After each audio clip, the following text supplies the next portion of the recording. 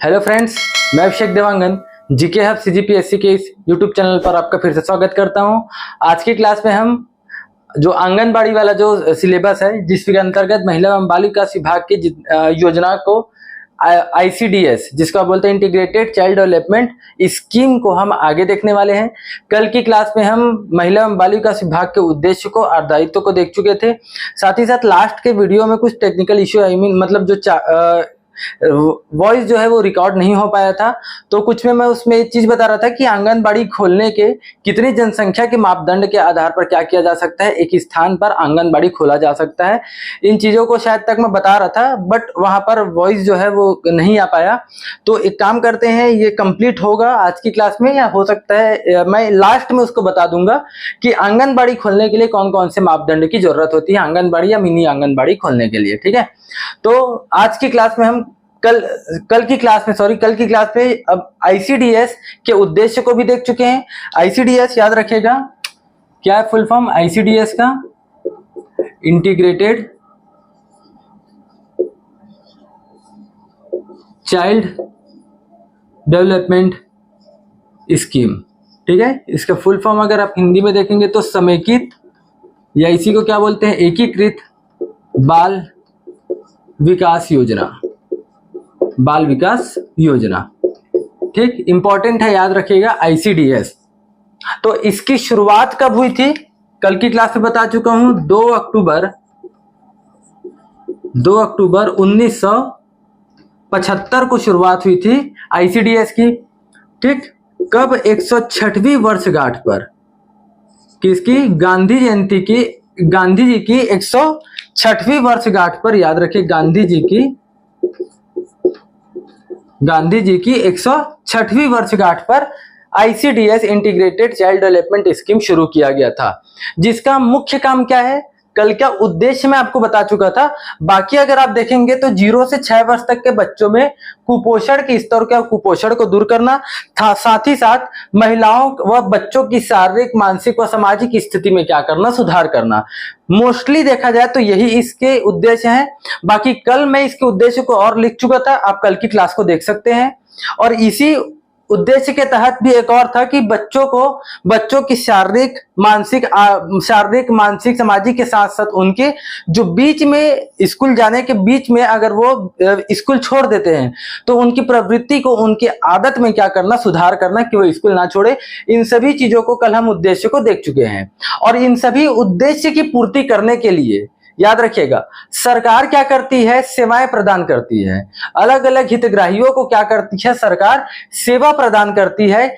कौन सी योजना के तहत? याद रखिएगा, योजना का नाम क्या है? योजना का नाम है ICDS। और इसी योजना के तहत सरकार किसको, हितग्राही कौन होंगे इसके अंतर्गत, जिनको सेवाएं प्रदान करेगी? कौन? केंद्र सरकार। ICDS किसकी योजना है? केंद्र सरकार की योजना है, याद रखेगा।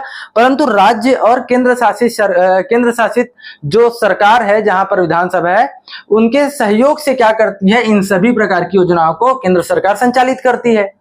ठीक है, तो केंद्र सरकार जब ICDS शुरू किया, ये योजना शुरू किया, तो इसके अंतर्गत कौन कौन से हितग्राही या लाभार्थी होंगे जो इस योजना का क्या कर सकते हैं, लाभ ले सकते हैं? तो देखिए, पहला हितग्राही कौन होगा? इसमें होगा 0 से 6 वर्ष तक के बच्चे। पहला याद रखिएगा, 0 से 6 वर्ष तक के बच्चे क्या लेंगे? ICDS integrated child development scheme के तहत आएंगे। याद रखिएगा, ये ICDS याद रखिए, इसमें केवल और केवल ICDS बाल विकास के अंतर्गत केवल बच्चे नहीं आएंगे, गर्भवती महिला भी। क्यों? क्योंकि कहीं ना कहीं वो गर्भवती महिला, वो बच्चे ही तो है उसके अंदर में। तो याद रखिएगा, अगर उनको पालने वाली जो महिला है, अगर मैं बोलूं शिशुवती महिलाएं हैं, तो वो भी तो उनके जो भी वो काम कर रहे हैं उनके बच्चों पर भी तो इफेक्ट पड़ रहा है। तो बाल विकास योजना ICDS के अंतर्गत 0 से 6 वर्ष तक के बच्चे, उसके अलावा आते हैं गर्भवती महिला भी आएंगी, और उसके साथ साथ शिशुवती महिला भी आएगी। याद रखेगा, शिशुवती महिला समझ रहे होंगे, हाँ, शिशुवती महिला, ठीक है, या शिशुवती, ऐसे याद रख लीजिए इसको, शिशुवती माताएं, बच्चों की जो प्रेगनेंसी के बाद, अगर डिलीवरी के बाद शिशु बच्चे हैं तो उसको क्या बोलोगे आप? शिशुवती माता। और उसके साथ साथ धात्री माता है। अब यहां पर बात आता है कि धात्री माता या धात्री माता किसको बोलोगे? तो धात्री माता उसी को बोलोगे कि जो बच्चों की, शिशु की जो देखभाल करता है, या जो महिला शिशु की देखभाल करे, वो क्या कहलाएगी? धाय माँ या धात्री कहलाती है। धाय माँ आप समझ रहे होंगे, ठीक है। तो धात्री माता को ही धाय माँ भी बोला जाता है। तो जरूरी नहीं कि उसकी माँ ही धाय माँ हो, ठीक है। मतलब जरूरी नहीं कि उसकी माँ ही उस बच्चे की देखभाल करे। अगर माँ नहीं है, माँ की अनुपस्थिति में कोई भी महिला अगर उसकी देखभाल करती है, वो क्या कहलाएगी? धाय माँ या धात्री। तो ये भी धाय माँ या धात्री माता, ये भी इस योजना के तहत हितग्राही होंगी या लाभार्थी होंगी, ठीक है। तीसरा अगर आप देखेंगे तो 11 से 14 वर्ष तक की किशोरी, ठीक है, 11 से 14 वर्ष तक की किशोरी बालिका इसके अंतर्गत आएंगे, याद रखिएगा, लाभार्थी होंगी। याद रखिएगा 11 से 14 वर्ष तक की बालिका। चौथा अगर आप देखेंगे इसके अंतर्गत लाभार्थी तो आ जाएंगे 15 से 45 वर्ष तक की महिलाएं। तो ये इस योजना के अंतर्गत लाभ लेंगी, ये हितग्राही हैं जो क्या करेंगी? लाभ लेंगी। तो याद रखिएगा 0 से 6 वर्ष तक के बच्चे, गर्भवती महिला, उसके अलावा शिशुवती माताएं और धात्री माताएं, 11 से 14 वर्ष तक की किशोरी बालिका, और उसके अलावा तो अगर यहाँ पर इस योजना के अंतर्गत कहीं पर भी अगर आपको किशोरी बालिका या किशोरी अगर आपको लिखा हुआ दिखे तो आप समझ जाइएगा कि वो बात हो रही है 11 से 14 वर्ष तक की बालिका की, ठीक है। और इसके अंतर्गत 15 से 45 वर्ष तक की महिलाएं भी इस योजना के अंतर्गत लाभान्वित होंगी, ठीक है। तो इन्हीं सभी को सेवा प्रदान किया जाता है केंद्र सरकार के द्वारा। और केंद्र सरकार की किस योजना के द्वारा? केंद्र सरकार की इंटीग्रेटेड चाइल्ड डेवलपमेंट स्कीम की योजना के तहत क्या किया जाता है? इनको सेवा प्रदान किया जाता है। और वो सेवा कितने प्रकार की है? वो सेवा है, याद रखिएगा, कुल 6 प्रकार की सेवा प्रदान की जाती है इन सभी को, जिसमें से सबसे पहला है, याद रखिएगा, इंपॉर्टेंट है, मोस्ट इंपॉर्टेंट है, क्वेश्चन इससे बनता ही है। पहला याद रखिएगा क्या क्या सेवा प्रदान की जाती है। पहला है टीकाकरण। आप देखे होंगे कि महिलाओं को क्या किया जाता है, अगर आप सरकारी जगह पर अगर आप देखेंगे, सरकार प्राइवेट में तो होता ही है, सरकारी हॉस्पिटल में देखेंगे तो गर्भवती महिला को टीकाकरण मतलब टिटनेस का इंजेक्शन लगाया जाता है। गर्भवती अगर है तो 9 माह के अंदर उनको 2 टीका लगता है। किसका? टिटनेस का। एक तो तीसरे महीने में लगता है, दूसरा 7वें महीने के बाद लगता है। और बच्चे को भी 0 से 6 वर्ष तक के बच्चे में जैसे ही बच्चा पैदा होगा उसको क्या लगता है? बीसीजी का टीका लगाया जाता है।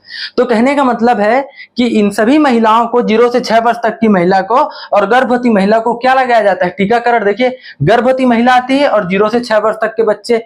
याद रखिएगा टीकाकरण का लाभ केवल और केवल 2 लोग ही लेंगे। पहला गर्भवती महिलाएं, इनको टीकाकरण, एक एग्जांपल की बात बता रहा हूं, बाकी टीकाकरण वाला पोर्शन आपका पूरा अलग है इस आपके सिलेबस में, तो उसको मैं डिटेल में बाद में चर्चा करूंगा। आप इतना याद रखिए कि टीकाकरण मतलब गर्भवती महिलाओं को, जैसे आप टिटनेस का देखते हैं, लगाया जाता है, और बच्चे को 0 से 6 वर्ष तक के बच्चे को अलग अलग प्रकार का टीका लगाया जाता है। एग्जाम्पल के तौर पर बच्चे पैदा होते हैं तो उनको बीसीजी का टीका लगाया जाता है, ठीक है। दूसरा, स्वास्थ्य जांच अगर आप देखेंगे, मतलब कहने का मतलब यह है कि बच्चों को क्या किया जाए, गर्भवती महिलाओं के या धात्री माताएं जो भी है या बच्चे हैं, उनकी स्वास्थ्य की क्या की जाती है? हमेशा जांच की जाती है, ठीक है। स्वास्थ्य का परीक्षण किया जाता है। तो किनका याद रखेगा? गर्भवती महिलाओं का, और उसके अलावा धात्री माता का। धात्री मतलब जो उनका पालन पोषण कर रही है, जो उनको पाल रही है, किनको? बच्चे को, उसका, और उसके अलावा 6 वर्ष तक के बच्चे का। तो इन तीनों का क्या किया जाता है? याद रखिएगा, स्वास्थ्य जांच परीक्षण किया जाता है। इसमें शिशुवती माता यहां पर नहीं है, देख लीजिए। तो केवल 3 है स्वास्थ्य जांच के लिए। गर्भवती, ऊपर में भी गर्भवती है, और 0 से 6 वर्ष तक के बच्चे यहां पर भी है, यहां पर भी 6 वर्ष तक के बच्चे हैं। एक एक्स्ट्रा गई है धात्री माता। तो धात्री माताओं का भी क्या किया जाता है? स्वास्थ्य जांच किया जाता है। इस योजना के अंतर्गत 6 सेवाओं में से दूसरी सेवा ये है। तीसरी सेवा अगर आप देखेंगे तो है संदर्भ सेवाएं। कहने का मतलब क्या है? इन सभी बच्चों को जो मान लीजिए कुपोषण से ग्रसित है, या जिसको बोल सकते हैं जो जोखिम वाले बच्चे हैं, जैसे किसी का मान लो किडनैप हो गया था पहले, या कोई ऐसे उनको खतरनाक जगह पर काम करा रहे थे, या कुछ भी है जिनका पहले किडनैप, या कई सारी चीजें आप बोल सकते हो, जो जोखिम में जो पहले बच्चे थे उनको क्या किया जाता है, उनको सेवा प्रदान किया जाता है, याद रखिएगा उनको। तो कौन कौन से 0 से 6 वर्ष तक के गंभीर कुपोषित बच्चे, याद रखिएगा इसमें क्या क्या मैं बोल रहा हूं। 0 से 6 वर्ष तक के नॉर्मल बच्चे नहीं है, 0 क्यों, क्योंकि उनको संदर्भित सेवा प्रदान किया जाएगा, ये तो कर रहे हैं, उसको स्पेशली सेवा प्रदान किया जाएगा। 0 से 6 वर्ष तक के कौन कौन से बच्चे, पहला कुपोषित बच्चे, और वो भी गंभीर रूप से कुपोषित बच्चे हो। दूसरा 0 से 6 वर्ष तक के निःशक्तजन बच्चे जो विकलांग हो, ठीक है। और जोखिम में आने वाले बच्चे, अर्थात जोखिम में जो पहले थे, तो 0 से 6 वर्ष तक के जोखिम वाले बच्चे, और उसके अलावा 0 से 6 वर्ष तक के बीमार बच्चों को क्या किया जाएगा, इस योजना के अंतर्गत सेवा दिया जाएगा, ठीक है। तो सामान्य बच्चे नहीं आएंगे इसमें, 0 से 6 वर्ष तक के गंभीर बीमारी से कुपोषित और निःशक्तजन बच्चे, उसके अलावा जोखिम वाले बच्चे, और लास्ट में आ जाएंगे बीमारी बच्चे, ठीक है। और अगर आप देखेंगे तो इसके खतरे के लक्षण वाली गर्भवती महिलाएं, खतरे के लक्षण वाली मतलब जिनको प्रेगनेंसी के दौरान अगर कोई दिक्कत है, खतरा है, तो वैसी महिलाओं को क्या किया जाएगा, सेवा प्रदान किया जाएगा। और साथ ही साथ शिशुवती महिला माताएं भी आएंगी।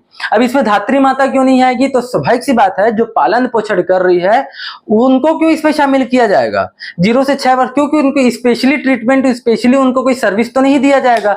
स्पेशल सर्विस किसको चाहिए, जो स्पेशल रूप से किसी चीज से या कुछ विशेष रूप से किसी चीज से ग्रसित हो, जैसे गंभीर बीमारी हो, या गर्भवती महिला को क्या है, गर्भवती मतलब प्रेगनेंसी के दौरान कुछ क्या है अलग, मतलब जोखिम वाली अगर उनको लक्षण, खतरे वाली अगर कोई बीमारी हो गई हो, कुछ भी अगर खतरा की स्थिति पैदा हो गई हो गर्भवती महिलाओं को या शिशुवती महिलाओं को, माताओं को, तो ऐसे लोगों को क्या किया जाएगा, इस योजना के अंतर्गत सेवा प्रदान किया जाएगा। तो कौन कौन शामिल नहीं है, इसको भी आप याद रख सकते हैं।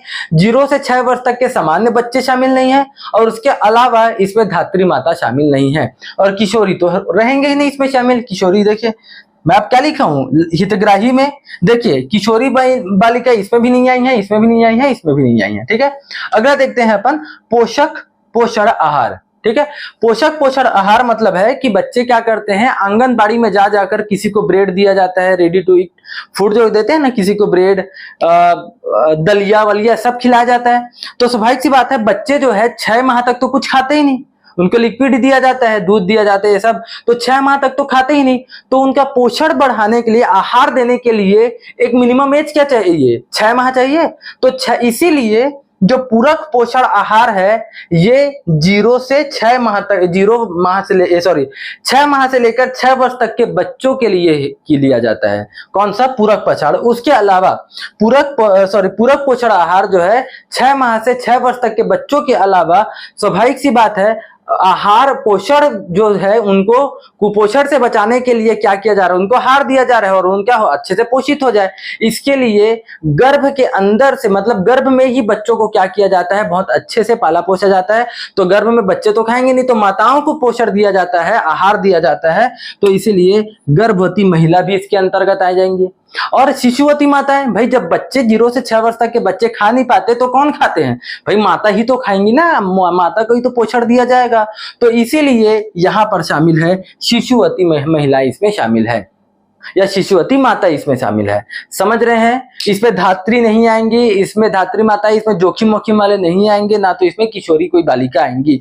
समझ रहे हो, याद रखिएगा, इसको रटना नहीं है आपको। अगर पूरक पोषण आहार की बात करें तो आहार किसी को पोषण मतलब किसी को आप खाना दोगे तो बच्चे को ही दोगे, तो बच्चों को 6 वर्ष तक के खाना दोगे तो कब से देना शुरू करोगे, 6 माह से ही देना शुरू करोगे। तो 6 माह से लेके 6 साल तक।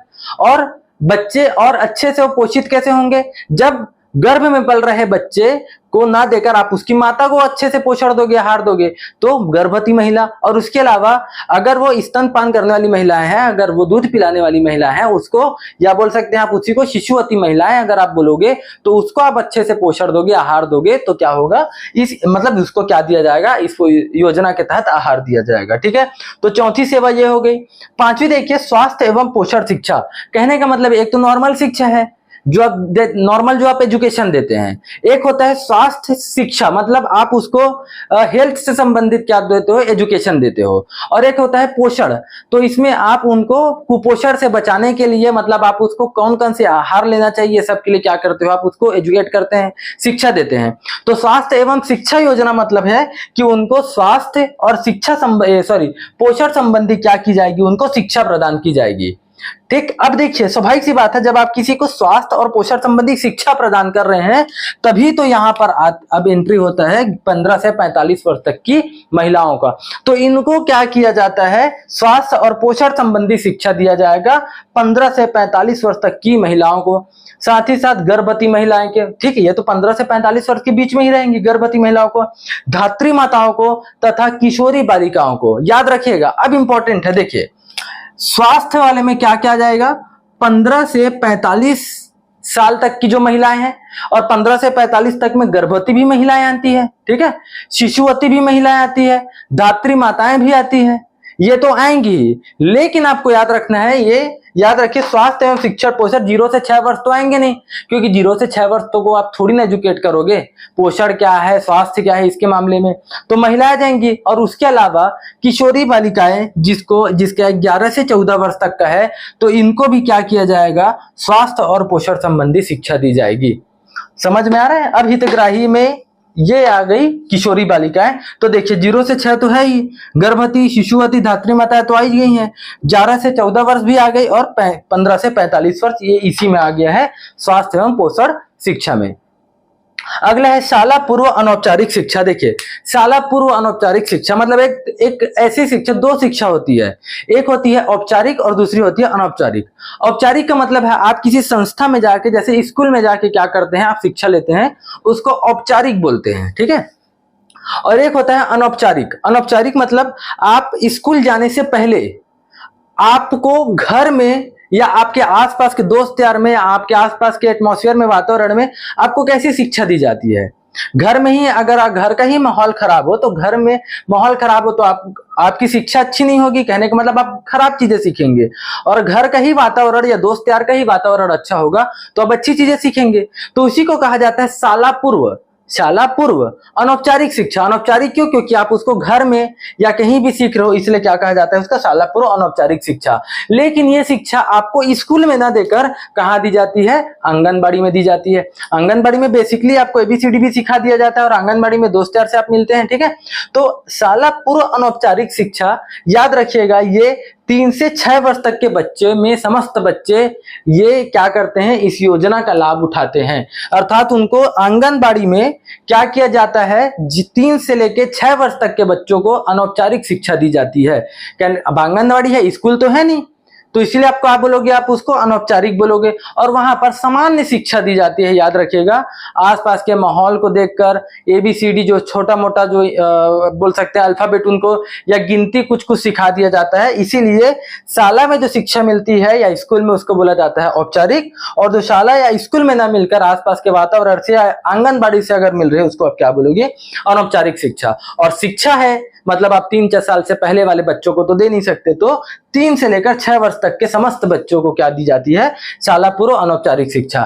तो ये तो है कि ICDS के उद्देश्य, जो आप कल 4 उद्देश्य पढ़े थे, तो इन चारों उद्देश्यों को पूरा करने के लिए या प्राप्त करने के लिए केंद्र सरकार के द्वारा 6 योजनाएं, 6 सेवाएं क्या दी गई है, इन हितग्राहियों को दी गई है।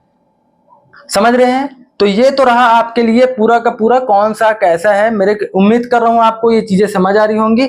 अब इसके बाद अगर आप देखेंगे कि ICDS के अंतर्गत कौन कौन से अन्य प्रकार की योजनाएं, ICDS ये तो हो गई ICDS की दी जाने वाली सेवाएं। अगर मैं बात करूं कि ICDS और उसके अलावा और क्या क्या करता है, तो ICDS याद रखिएगा एक प्रकार की क्या है, ये एक बोल सकते हैं एक स्कीम चलाई जा रही है, एक योजना चलाई जा रही है ना ICDS के द्वारा। तो ICDS अपने में ही तो क्या है, एक प्रकार से एक योजना है। और लेकिन अगर मैं बात करूं तो ICDS के अंतर्गत अन्य योजनाएं भी चलाई जा रही हैं। इसी के अंतर्गत देखिए, ये जो चलाई गई, ये उद्देश्य को प्राप्त करने के लिए सेवा है, 6 प्रकार की सेवा दी जाती है, ठीक। और इसी सेवा जो दी जाती है और जो उद्देश्य है, उद्देश्यों को प्राप्त करने के लिए अच्छे प्रकार से क्या दिए हो, सेवा दिए हैं। कौन? केंद्र सरकार के द्वारा। और उसके अलावा इस उद्देश्य की प्राप्ति के लिए अन्य 6 प्रकार मतलब अन्य प्रकार से कई सारी योजनाओं का भी संचालन किया जाता है। याद रखिए, केंद्र सरकार के द्वारा। मैं क्या बोल रहा हूं? केंद्र सरकार के द्वारा। ठीक, समझ रहे हो? तो जैसे पहला कौन सा इसमें पहली योजना है, कौन से आईसीडीएस के अंतर्गत पहली योजना? पहला आंगनबाड़ी सेवा योजना। पहला क्या है? आंगनबाड़ी सेवा योजना। और यही आंगनबाड़ी सेवा योजना मतलब आपको आंगनबाड़ी से रिलेटेड इसीलिए चीजें पढ़नी पड़ती है कि कितनी आंगनबाड़ी है, आंगनबाड़ी कार्यकर्ताओं के मापदंड क्या है, मतलब सॉरी उनकी सैलरी कितनी है, इन सभी चीजों को, कौन से जिले में कितनी आंगनबाड़ी है, कैसी सेवा दी जाती है, इन सभी चीजों को आपको पढ़ना है। ठीक है, तो पहली आंगनबाड़ी सेवा योजना ये आईसीडीएस के अंतर्गत ही एक प्रकार से क्या है, इसका एक हिस्सा है। और आईसीडीएस का ही मेन उद्देश्य क्या है? कुपोषण को दूर करना। भाई स्वाभाविक सी बात है, कुपोषण को दूर करना है। आईसीडीएस का 0 से 6 वर्ष तक के बच्चों में कुपोषण स्तर को मतलब कुपोषण के स्तर को सुधारना है, कुपोषण को दूर करना, साथ ही साथ बच्चों महिलाओं की शारीरिक, मानसिक व सामाजिक स्थिति को सुधारना। तो चूंकि इसका मेन उद्देश्य आईसीडीएस का कुपोषण को दूर करना भी है। और कल मैं आपको बताया था कि एक अन्य योजना केंद्र सरकार के द्वारा लाई गई थी, सक्षम एवं आंगनबाड़ी जो योजना थी 2.0, ये लाई गई थी और इसका उद्देश्य ही कुपोषण को दूर करना है। तो आईसीडीएस ऑटोमेटिक उस 2.0 के अंतर्गत शामिल हो गया है। समझ रहे हैं? आ रहा है समझ में मैं क्या बोल रहा हूं? ठीक, तो देखिए आईसीडीएस के अंतर्गत कौन कौन सा आ जाएगा? आपका आंगनबाड़ी सेवा योजना, समझ रहे हैं। और दूसरा अगर आप देखेंगे तो इसी के अंतर्गत आ जाता है आपका प्रधानमंत्री मातृ वंदना योजना। प्रधानमंत्री मातृ वंदना योजना। तीसरा अगर आप देखेंगे तो तीसरा इसी के अंतर्गत आ जाता है राष्ट्रीय शिशु गृह। इसी शिशु गृह को आप क्या बोलते हैं? क्रेच भी बोलते हैं। शिशु गृह योजना, राष्ट्रीय शिशु गृह योजना, ये सॉरी चौथा। ठीक, इसको एक एक करके मैं आपको बताऊंगा कि क्या है। अगला है पोषण योजना, या इसी को आप बोलते हैं राष्ट्रीय पोषण योजना। और इसी पोषण योजना की शुरुआत हुई थी 8 मार्च, अभी सबको बताएंगे, 2018 को। कल बताया था 2018 को राष्ट्रीय पोषण अभियान या राष्ट्रीय पोषण योजना शुरू किया गया था। और इसी का सेकेंड रूप या इसी का सेकेंड पार्ट या सेकेंड चरण 2.0 के रूप में शुरू किया गया, सक्षम एवं आंगनबाड़ी पोषण 2.0। कल बताया था आपको मैं 1 अगस्त 2022 को 15वें वित्त आयोग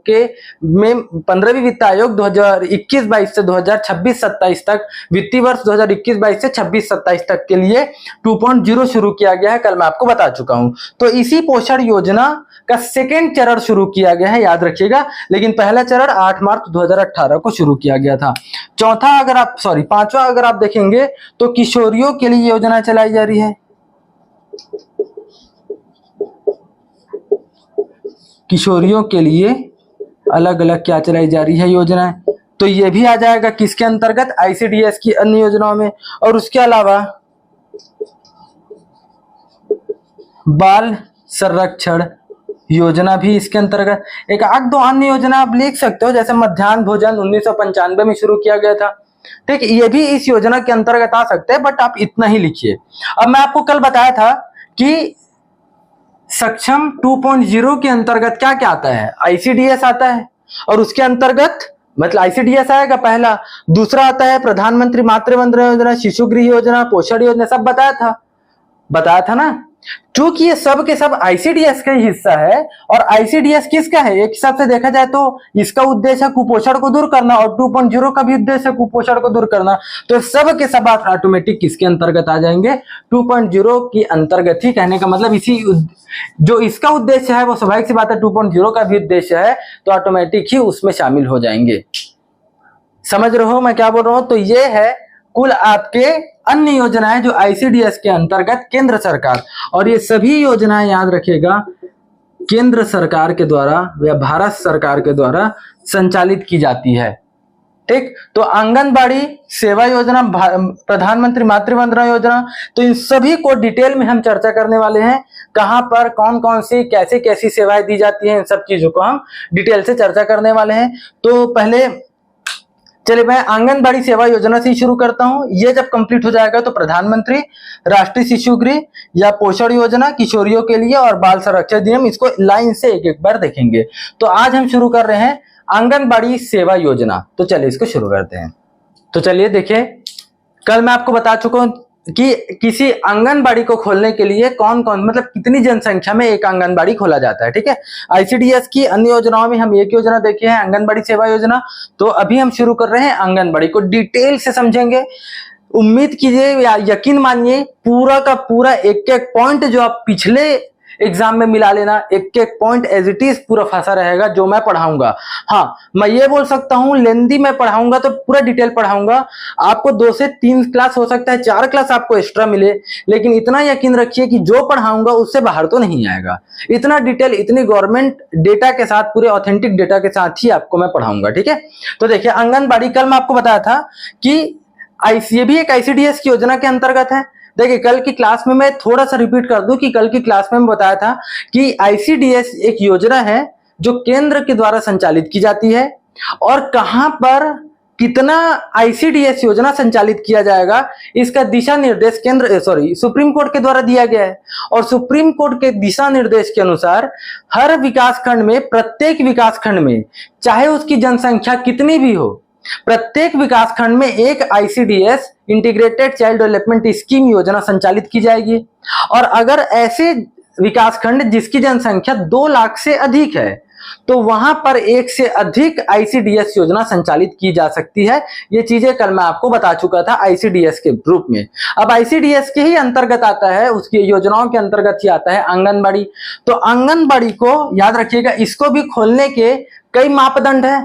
तो खोलने के मापदंड है, तो इसको कैसे खोला जा सकता है, आधार क्या है, तो आधार है उसकी जनसंख्या के आधार पर। ठीक है, तो इसको आंगनबाड़ी खोलने के लिए क्या लिख सकते हैं, जनसंख्या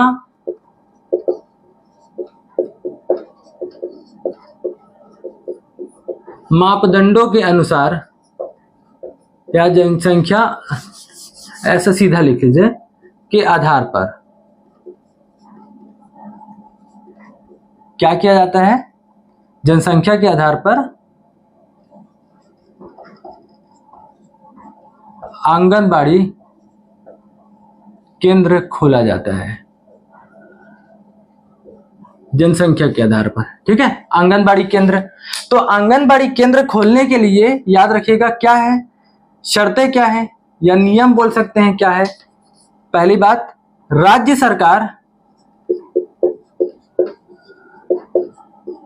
सरकार किसको अप्रोच करती है, केंद्र सरकार को। केंद्र सरकार को अप्रोच करती है कि उनको इस स्थान पर एक आंगनबाड़ी संचालित करनी है। फिर केंद्र सरकार इसको क्या कर सकती है, याद रखिएगा, स्वीकृत भी कर सकती है या इसको अस्वीकृत भी कर सकती है। स्वीकार भी कर लेगी कि हाँ उस स्थान पर हम क्या कर दें, आंगनबाड़ी खोल दें, या उसको अस्वीकार भी कर सकती है केंद्र सरकार। तो आंगनबाड़ी, या फिर मैं जो आपको जितनी भी योजना बता रहा हूं, ये सभी के सभी केंद्र द्वारा संचालित योजनाएं हैं। ठीक, तो आंगनबाड़ी राज्य सरकार नहीं खुद चला सकती, हाँ, लेकिन इस योजना को संचालित करने के लिए राज्य और संबंधित जो केंद्र शासित प्रदेश है उनके सहयोग से ही इस सभी प्रकार की योजनाओं को संचालित किया जाएगा। कौन से विभाग के तहत, महिला एवं बाल विकास विभाग के तहत।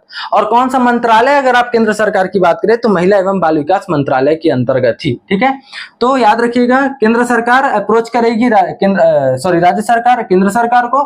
केंद्र सरकार या क्या कर सकते हैं, स्वीकृत कर देगा, या तो उसको क्या कर देगा, अस्वीकृत कर देगा। ठीक है, अगर आप देखेंगे मापदंड, मतलब मापदंड देखेंगे तो क्या क्या होगा, मापदंड या आधार क्या क्या होगा। देखिए, शहरी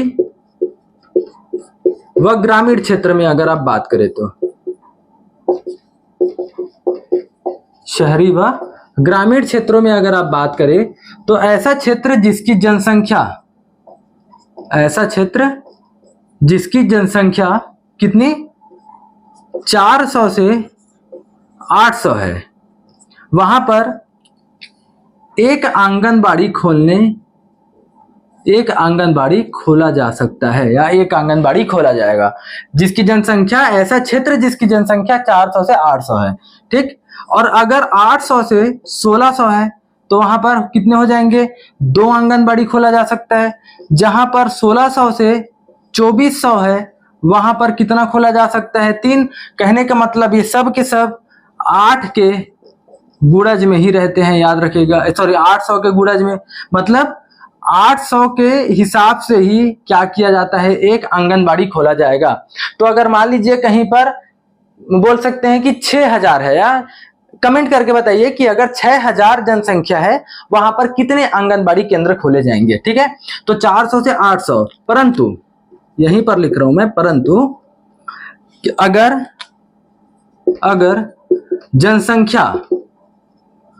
जनसंख्या जो है वो 150 से 400 के बीच में है, ठीक है। ऐसा तो नहीं ना जहां पर 400 से कम होगा वहां पर क्या आंगनबाड़ी नहीं होगा, क्या वहां पर भी होगा, लेकिन छोटे स्तर पर होगा। तो ऐसा शहरी क्षेत्र या ग्रामीण क्षेत्र, दोनों क्षेत्रों की बात हो रही है, जहां पर जनसंख्या जो है वो कितना होगा, 150 से लेकर 400 होगा, वहां पर मिनी आंगनबाड़ी खोला जाएगा। क्या, मिनी आंगनबाड़ी, याद रखिएगा, ठीक है। इसको मैं डिटेल में आपको बताऊंगा, वहां पर क्या खोला जाएगा, मिनी आंगनबाड़ी खोला जाएगा, ठीक। तो ये तो कहां के लिए है, शहरी और ग्रामीण क्षेत्रों के लिए। परंतु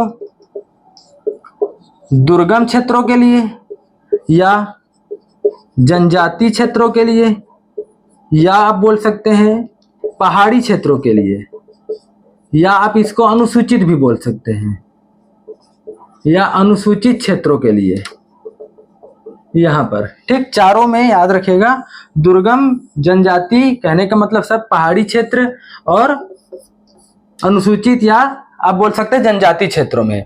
यहां पर जैसे यहां की जनसंख्या 400 से 800 होनी चाहिए एक आंगनबाड़ी के लिए, यहां पर की जनसंख्या अगर 300 से 800 है वहां पर एक आंगनबाड़ी खोला जाएगा, ठीक। तो यहां पर बदल गया, यहां पर कितना है 400, यहां पर आ गया 300, और इसके बाद सब सेम है।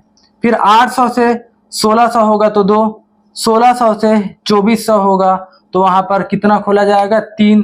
तो इस 800 से 1600 में 2, याद रखिएगा इसको। अब फिर यहां पर लेकिन किंतु परंतु वाला बात आएगा, यहां पर अगर दुर्गम, जनजाति, पहाड़ी या अनुसूचित क्षेत्रों में जनसंख्या, देखिए यहां पर 400 से शुरू हुआ था, यहां पर 300 से शुरू है, तो 300 से कम होगा तो वहां पर भी तो मिनी आंगनबाड़ी खोला जाएगा, लेकिन कितना कम, तो यहां पर अगर जनसंख्या 150 से 300 है, यहां पर कितना था 150 से 400, यहां पर 150 से 300 है, वहां पर क्या खोला जाएगा, एक मिनी आंगनबाड़ी खोला जाएगा, ठीक। वहां पर मिनी आंगनबाड़ी खोला जाएगा। मोस्ट इंपॉर्टेंट है, ये सभी चीजों को आपको याद रखना है, ठीक। तो ये है किसी भी स्थान पर आंगनबाड़ी कैसे खोला जाएगा, कितने कितने मापदंड, किस आधार पर खोला जाएगा, और खोलने का अधिकार किसको है, खोलने का अधिकार केवल केंद्र सरकार को है, लेकिन उसके लिए प्रस्ताव कौन रखती है, याद रखिएगा, प्रस्ताव रखा जाता है राज्य सरकार के द्वारा, और उस प्रस्ताव को मानना है ना मानना ये केंद्र सरकार के ऊपर होता है, ठीक। इतना मेरे ख्याल से आपको समझ में आया होगा। अगला हम देखते हैं कि जो आईसीडीएस के अंतर्गत, मतलब जो आंगनबाड़ी के अंतर्गत जो आंगनबाड़ी कार्यकर्ता है या सहायिका है, उनकी सैलरी कितनी होती है और उनको कौन कौन सी सुविधाएं दी जाती है इस आंगनबाड़ी सेवा योजना के अंतर्गत। तो चलिए देखते हैं। तो अगला देखते हैं, आंगनबाड़ी कार्यकर्ता और उसकी सहायिका को, सहायिका मतलब आंगनबाड़ी में एक कार्यकर्ता के साथ साथ उसकी सहायता करने के लिए एक सहायिका भी बोलते हैं, मतलब एक पोस्ट होता है जिसको आप आंगनबाड़ी सहायिका भी बोलते हैं, ठीक है। तो उनको सरकार के द्वारा कितना मानदेय दिया जाता है, मानदेय का मतलब होता है सैलरी, कितना मानदेय दिया जाता है, और उसके साथ साथ उनको और कौन कौन सी सुविधाएं दी जाती है सरकार के द्वारा, ठीक। इन चीजों को हम देखते हैं। देखिए, सबसे पहले हम देखेंगे कि आंगनबाड़ी कार्यकर्ता और बोल सकते हैं उसकी सहायता को कितना कितना मानदेय दिया जाता है। तो पहला, मानदेय की अगर मैं बात करूं, मानदेय मतलब क्या होगा, इसका मतलब वो एक्चुअल में होता है सैलरी, उनको प्रति माह, याद रखिएगा, मानदेय हमेशा जब भी बताएंगे तो प्रति माह के हिसाब से ही होगा। तो पहला हम बात करते हैं, मान लीजिए आंगनबाड़ी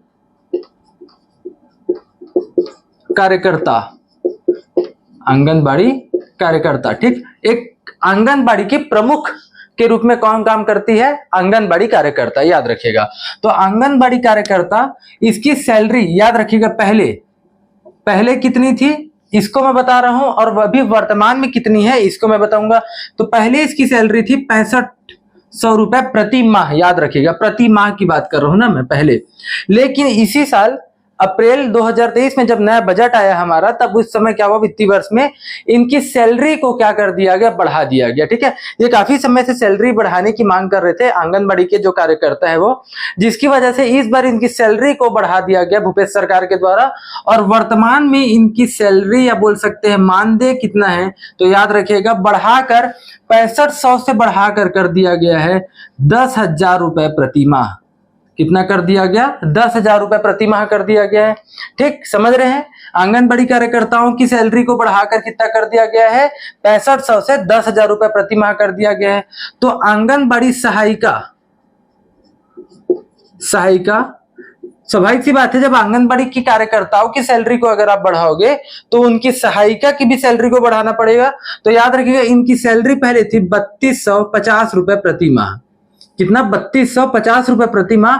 इसको बढ़ाकर कर दिया गया, अब वर्तमान में इसको बढ़ाकर कर दिया गया 5000 रुपए प्रति माह कर दिया गया। याद रखें, प्रति माह आप लिख लीजिएगा। ठीक है, उसके अलावा अगर आप देखेंगे तो मिनी आंगनबाड़ी, अभी आपको बताया था मैं, मिनी आंगनबाड़ी कितने में, अगर अनुसूचित क्षेत्र है तो 150 से 300 वाले एरिया में, और मतलब जनसंख्या में, और अगर सामान्य शहरी या ग्रामीण वाला क्षेत्र है तो वहां पर 150 से 400 की जनसंख्या में एक मिनी आंगनबाड़ी खोला जाएगा, जिसकी प्रमुख कौन होगी? मिनी आंगनबाड़ी कार्यकर्ता।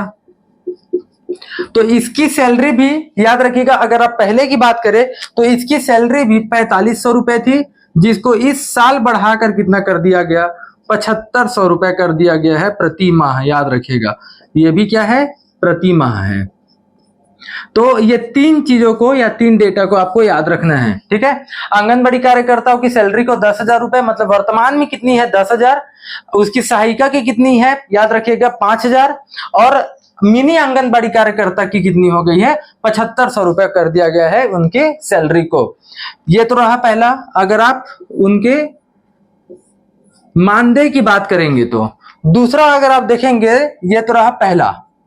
दूसरा अगर आप देखेंगे उनके यूनिफॉर्म के लिए उनको कितना पैसा दिया जाता है। यूनिफॉर्म देखिए, हर आंगनबाड़ी कार्यकर्ता सहायिका की एक विशेष वेशभूषा होती है, एक विशेष ड्रेस होता है उनका, आप देखे होंगे। ठीक है, तो उस विशेष यूनिफॉर्म के लिए क्या दिया जाता है? उनको सरकार के द्वारा पैसा दिया जाता है, एक मतलब कि वो उनको क्या कर सके? यूनिफॉर्म को खरीद सके। तो याद रखिए, इस यूनिफॉर्म के लिए उनको प्रत्येक वर्ष 2 यूनिफॉर्म, याद रखिए कितना यूनिफॉर्म दिया जाएगा? प्रत्येक वर्ष 2 यूनिफॉर्म। तो यूनिफॉर्म ये देते नहीं है एक्चुअल में, प्रति यूनिफॉर्म के हिसाब से या प्रति नग के हिसाब से क्या करते हैं? 500 रुपए दिया जाता है इन कार्यकर्ताओं को, और उसके अलावा सहायिका को। तो कहने का मतलब साल भर में, एक साल में इनको यूनिफॉर्म के लिए कितना मिल रहा है? एक साल में 1000 रुपए हुआ, क्योंकि प्रति नग 500 रुपए मिल रहा है, और साल में इनको कितना मिलेगा? 2 यूनिफॉर्म मिलेगा। तो एक यूनिफॉर्म 500 होगा, तो साल में कितने? 2 यूनिफॉर्म, तो कितना हो गया? एक साल में इनको यूनिफॉर्म के लिए 1000 रुपए दिया जाता है। ठीक, ये तो रहा यूनिफॉर्म वाली बात। अगर आप देखेंगे तो तीसरा अगर आप देखेंगे तो इसमें आता है मृत्यु के उपरांत, अगर मान लीजिए अगर सहायिका की या आंगनबाड़ी कार्यकर्ताओं की या मिनी आंगनबाड़ी कार्यकर्ताओं की अगर मृत्यु हो जाए, तो मृत्यु उपरांत उनको अनुग्रह राशि, मृत्यु के उपरांत उनको क्या दिया जाएगा? अनुग्रह राशि प्रदान की जाती है। तो अनुग्रह राशि कितनी होगी? 50,000 रुपए होगी, याद रखिएगा। ठीक है, मतलब चाहे आंगनबाड़ी कार्यकर्ता हो, सहायिका हो या मिनी आंगनबाड़ी कार्यकर्ता हो, अगर इनकी मृत्यु हो जाए तो मृत्यु होने पर अब इनको तो नहीं दिया जाएगा, जो नॉमिनी है या इनके परिवार को क्या दिया जाएगा? 50,000 रुपए दिया जाएगा, याद रखिए। ठीक, तो यह हुआ तीसरा। अगर आप देखेंगे चौथा इसमें, तो चौथा याद रखिएगा, चौथा है अगर कार्यकर्ता या सहायिका, मैं क्या बोल रहा हूं? आंगनबाड़ी, अगर आंगनबाड़ी कार्यकर्ता या सहायिका, आंगनबाड़ी कार्यकर्ता या सहायिका की अगर सेवानिवृत्त हो जाए या वो रिटायर हो जाए, अगर ये लोग क्या हो जाए, रिटायर हो जाए, आंगनबाड़ी कार्यकर्ता या सहायिका क्या हो जाए, सेवानिवृत्त हो जाए, रिटायर हो जाए, तो उनको सहायता राशि कितनी दी जाएगी, मतलब यहां पर लिख देता हूं सहायता राशि, या इसी को कहा जाता है उपादान। उपादान राशि कितनी दी जाएगी, जैसे स्वाभाविक सी बात है कोई रिटायरमेंट होता है तो उनको कुछ ना कुछ सहायता राशियां बोल सकते हैं आप। अभी तो पेंशन नहीं दिया जाता भाई, अब तो खैर पेंशन आ गया है, लेकिन एक मुश्त भी दिया जाता है रिटायरमेंट के बाद। तो वैसे ही आंगनबाड़ी कार्यकर्ता और सेवानिवृत्त जो सहायिका है उनको रिटायरमेंट के बाद कितना कितना दिया जाएगा, तो याद रखिएगा आंगनबाड़ी कार्यकर्ता को इसको दिया जाता है 50,000 रुपए, और उसकी सहायिका को दिया जाता है 25,000 रुपए। ठीक है, उनकी सहायिका को कितना दिया जाएगा, 25,000 रुपए। तो ये रहे, याद रखिए 4 जो इनको मानदेय के रूप में या इनको जो सुविधा के रूप में इनको क्या किया जाता है, प्रदान किया जाता है सरकार के द्वारा। ठीक, इसका स्क्रीनशॉट आप ले लीजिए। मानदेय और कितना है आपका यूनिफॉर्म के लिए, मृत्यु के उपरांत कितना दिया जाएगा, और आंगनबाड़ी कार्यकर्ता और उसके सहायिका की अगर रिटायरमेंट हो जाए तो कितनी कितनी राशि उनको दी जाएगी। इसके बाद हम समझते हैं, इसको मैं रफ कर रहा हूं, अब इसके बाद समझते हैं कि जिसका आप पर्टिकुलर एग्जाम दिला रहे हैं, फीमेल सुपरवाइजर, महिला सुपरवाइजर का या महिला पर्यवेक्षक का, उसको एक तो तरीका है, जैसे अभी 440 पोस्ट निकला, आपको भी पता है कितना है निकला है अभी पोस्ट, टोटल 440, जिसमें से 220 और 220 हो रहा है खुली भर्ती के थ्रू, खुली भर्ती हो रही है इसकी, और 220 हो रहा है परिसीमित भर्ती के थ्रू हो रहा है। ठीक है, मतलब जो 50% है इसका, 440 का 50% और 440 का 50%, मतलब 50% छोड़ दिया गया है बाकियों के लिए। एग्जाम दिलाओ, मतलब जो पहले किसी कार्यकर्ता नहीं है, आंगनबाड़ी कार्यकर्ता नहीं है, उनके लिए आप एग्जाम दिलाओ और क्या कर लो, खुली भर्ती के माध्यम से आप सुपरवाइजर बन जाओ। और दूसरा 50% रख दिया गया है किनके लिए, आंगनबाड़ी कार्यकर्ताओं के लिए, वो उनका अलग से एग्जाम होगा और वो क्या करेंगे, 10 वर्ष के अनुभव के हिसाब से 50% कुल सीट का छोड़ दिया गया है किनके लिए, आंगनबाड़ी कार्यकर्ताओं के लिए। तो ये कैसे होता है, क्या ये हमेशा होगा कि नहीं होगा, इसको आप समझिएगा। 440 में से 220 परिसीमन के लिए, परिसीमित भर्ती के लिए, और 220, 440 का 220 खुली भर्ती के लिए क्यों रखा गया है। अगर क्या 100 पोस्ट रहता तो 50 क्या खुली भर्ती के लिए रहता, या 50 क्या परिसीमित और आंगनबाड़ी कार्यकर्ताओं के लिए रहता अलग से रिजर्व, ये हम समझते हैं। देखिए, अगर मैं यहां पर बात करूं तो एक डायग्राम अगर मैं बनाऊं, ये देखिए एक आंगनबाड़ी, मैं यहां पर बना रहा हूं एक आंगनबाड़ी, समझिएगा अच्छे से समझिए, ये है एक आंगनबाड़ी। अब आंगनबाड़ी में याद रखिएगा 2 लोग काम करेंगे, एक तो होते हैं यहां पर कार्यकर्ता, आंगनबाड़ी कार्यकर्ता, और इसकी सहायता के लिए कौन होते हैं, सहायिका। इसकी सहायता के लिए कौन होते हैं, एक आंगनबाड़ी में कार्यकर्ता, आंगनबाड़ी कार्यकर्ता और सहायिका होंगे। और इनके ऊपर में टॉप में कौन बैठा होगा, इनके ऊपर में, इसके ऊपर की बात कर रहा हूं ना, सुपरवाइजर बैठा होगा, या इसको आप क्या बोलते हो, पर्यवेक्षक बोलते हो। ठीक, अगर आप हायरार्की की बात करेंगे तो सबसे ऊपर में कौन होगा, पर्यवेक्षक या सुपरवाइजर। खैर इसके ऊपर में आपका, आप देखते होंगे मैं बताया था कि जिला विकास अधिकारी आएगा इसके ऊपर में, ठीक है, जो कि विकास खंड के स्तर पर आईसीडीएस को चलाने के लिए या संचालित करने के लिए सबसे प्रमुख अधिकारी के रूप में वही नियुक्त किए जाते हैं, जिला विकास अधिकारी, ये बता चुका हूं मैं। ठीक है, तो पर्यवेक्षक के नीचे कौन काम करते हैं, ये काम करते हैं, याद रखिएगा आपका आंगनबाड़ी कार्यकर्ता, और इस कार्यकर्ता के नीचे कौन काम करते हैं, सहायिका। अब यहां पर क्या इनको सुविधा दी गई है, इसको आप अच्छे से समझिएगा। ठीक है, तो सहायिका और आंगनबाड़ी कार्यकर्ता ये आंगनबाड़ी के अंदर रहते हैं, और ऐसी 25 आंगनबाड़ी सुपरवाइजर के कंट्रोल में रहता है। याद रखिए, एक आंगनबाड़ी नहीं, सुपरवाइजर जैसे आंगनबाड़ी कार्यकर्ता एक आंगनबाड़ी को संभालेगी, वैसी ही एक सुपरवाइजर, महिला सुपरवाइजर के कंट्रोल में 25 आंगनबाड़ी आता है, याद रखिए। ठीक, अब देखिए मेरे बताने का मतलब क्या है, अगर आंगनबाड़ी कार्यकर्ता को सुपरवाइजर बनना है या महिला पर्यवेक्षक बनना है, तो ये याद रखिएगा, ये डायरेक्ट एग्जाम के थ्रू, और ये जो एग्जाम दिलाएंगे उस एग्जाम का नाम होता है परिसीमित भर्ती, मतलब उस भर्ती का नाम होता है परिसीमित भर्ती। समझ रहे हैं? अगर आंगनबाड़ी कार्यकर्ता सुपरवाइजर का अगर पोस्ट, मतलब अगर एग्जाम दिला रहे हैं महिला पर्यवेक्षक का, तो जैसे उस भर्ती का नाम क्या हो जाएगा? परिसीमित भर्ती। ठीक, और ये परिसीमित भर्ती मतलब इसमें कुल सीट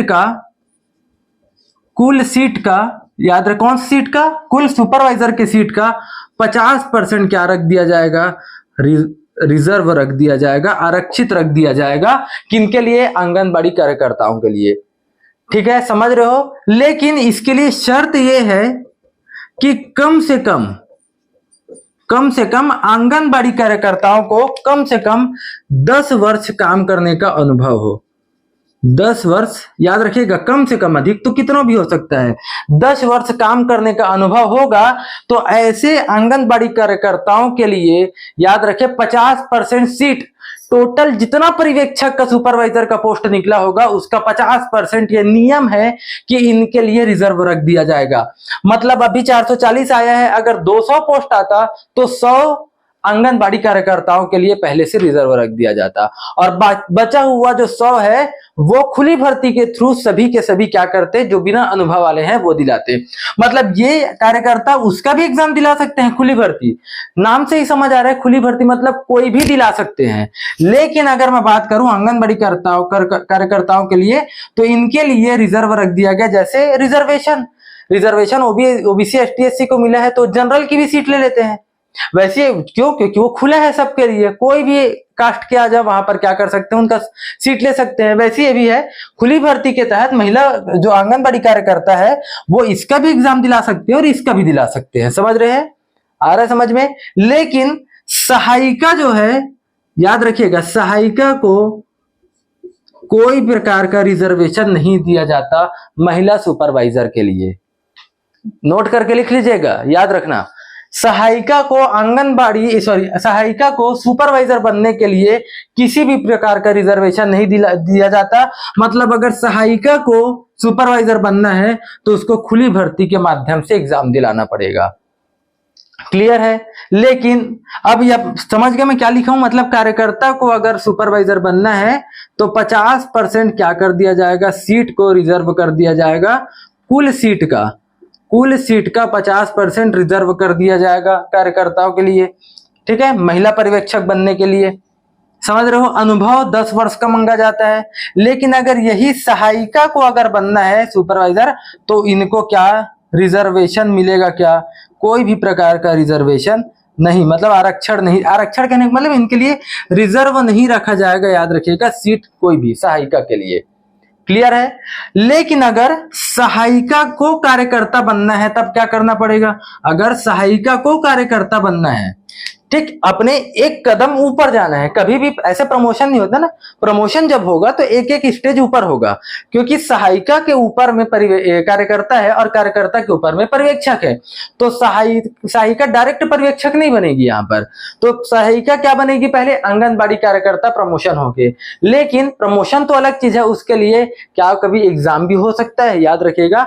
तो यहाँ पर जैसे परिसीमित भर्ती के थ्रू एग्जाम दिया जा रहा है कार्यकर्ताओं के लिए, आप सुपरवाइजर बन जाओ, वैसे ही सहायिका को महिला या आंगनबाड़ी कार्यकर्ता बनने के लिए भी क्या दिया जाएगा? यहाँ पर रिजर्व उनके लिए सीट को रख दिया जाएगा। जैसे इनके लिए कितना सीट रखा गया था? कुल सीट का 50%, वैसे भी यहाँ पर कुल सीट का केवल 25% क्या कर दिया जाएगा? रिजर्व कर दिया जाएगा। याद रखिएगा, इनके लिए आरक्षित कर दिया जाएगा 25%। यहां 50 है लेकिन यहां पर 25 है। अब यहां पर शर्त क्या है? शर्त यह है कि इनको भी कम से कम 10 वर्ष का क्या हो? अनुभव हो। अनुभव कहने का मतलब उनको सहायिका के पद पर 10 वर्ष काम करते हो गया हो, तभी उनको क्या मिलेगा? 25% का रिजर्वेशन मिलेगा। परंतु अगर उसको 10 वर्ष काम करते नहीं हुआ है, मान लो वो 3 ही वर्ष काम किया है, सॉरी 3 ही वर्ष अगर वो काम किया है, अगर कोई महिला कार्यकर्ता सहायिका अगर केवल 3 ही वर्ष ही काम की है, तो क्या इस स्थिति में उसको रिजर्वेशन नहीं दिया जाएगा क्या? तो याद रखिए, इस स्थिति में उसको 25% के हिसाब से रिजर्वेशन तो नहीं दिया जाएगा, लेकिन अंकों के हिसाब से, नंबर के हिसाब से उसको क्या दिया जाएगा? छूट दिया जाएगा, बोनस दिया जाएगा। कहने का मतलब, मान लो एक महिला जो है वो सहायिका के पद पर केवल 3 साल उसको मान लो काम करते हुए है, 3 साल एग्जाम्पल की बात है, तो हर प्रत्येक साल का उसके अंक में 6 नंबर का क्या दिया जाएगा? बोनस दिया जाएगा। मतलब अगर वो मान लीजिए 3 साल काम करते हुए सहायिका के पोस्ट में और उसको कार्यकर्ता बनना है, महिला कार्यकर्ता सॉरी आंगनबाड़ी कार्यकर्ता बनना है, तो 1 साल के लिए, 1 वर्ष के लिए 6 अंक क्या दिया जाता है? याद रखिएगा, बोनस दिया जाता है। कितना अंक बोनस दिया जाता है? 6 अंक बोनस दिया जाता है। किसमें? अगर 10 वर्ष उसको काम करते नहीं हुए हैं उस सहायिका को, और अगर वो कार्यकर्ता बनना चाहती है, तो उसको प्रत्येक वर्ष के हिसाब से 6 अंक दिया जाता है। तो मान लीजिए एग्जाम्पल है, अगर वो 3 साल तक अगर वो सहायिका के पद पर बनी हुई है और अगर वो कार्यकर्ता बनना चाहती है, तो 1 साल का 6 नंबर, तो 3 साल का कितना हो जाएगा? 18 अंक उसको क्या मिलेगा? एक्स्ट्रा मिलेगा। किसको? सहायिका को। ठीक, तो ये सुविधाएं दी जाती है, याद रखिएगा। तो एक सहायिका को अगर महिला सुपरवाइजर बनना है, तो परिसीमन भर्ती या परिसीमित भर्ती के थ्रू वो नहीं बन सकती एक सहायिका, लेकिन जो है महिला आंगनबाड़ी कार्यकर्ता को 25% सॉरी टोटल सीट का 50% इसके लिए छूट रख दिया जाता है, और उस भर्ती को परिसीमित भर्ती बोलते हैं। ठीक है, और वैसे ही सेम अगर सहायिका को आंगनबाड़ी कार्यकर्ता बनना है, तो कुल सीट का याद रखिएगा 25%, वहां 50 था, यहाँ 25% रिजर्व कर दिया जाता है, और दोनों की शर्त यह है कि कम से कम उसको अपने पद पर 10 वर्ष काम करते हो जाना चाहिए। ठीक है, और अगर सहायिका को 10 वर्ष अगर काम करते नहीं, याद रखिए यहां पर वो नियम लागू नहीं है। 1 वर्ष में अगर मान लो 10 वर्ष तक काम करते नहीं हुए हैं महिला कार्यकर्ता के रूप में, तो उनको अगर सुपरवाइजर का एग्जाम दिला रहे हैं तो हर 1 साल का 6 नंबर मिलेगा, ऐसा कोई नियम नहीं है। लेकिन यहाँ पर नियम है, याद रखिए 1 वर्ष के हिसाब से उनको 6 अंक एक्स्ट्रा दिया जाएगा। ठीक है, तो ये रहा आपका आंगनबाड़ी कार्यकर्ता और सहायिका को दिए जाने वाले मानदेय एवं जो भी सुविधाएं हैं। ये उम्मीद कर रहा हूं आपको समझ आ रहा होगा। आगे की क्लास में हम आंगनबाड़ी से रिलेटेड ही अन्य सभी जितने भी, जैसे एक आंगनबाड़ी को जैसे किराए में दिया जाता है, आंगन या अपने घर को या अपने आप जमीन को एक आंगनबाड़ी के लिए आप दे देते हैं, तो आपको कितना किराया दिया जाता है सरकार के द्वारा, या आप बोल सकते हैं अभी छत्तीसगढ़ में वर्तमान में कितने आंगनबाड़ी केंद्र संचालित है, कितने स्वीकृत किए गए हैं, सभी डेटा को देखने वाले हैं। उम्मीद कर रहा हूं आपको वीडियो पसंद आ रहा होगा। अगर वीडियो पसंद आए तो वीडियो को लाइक कीजिए, चैनल को सब्सक्राइब कीजिए। धन्यवाद।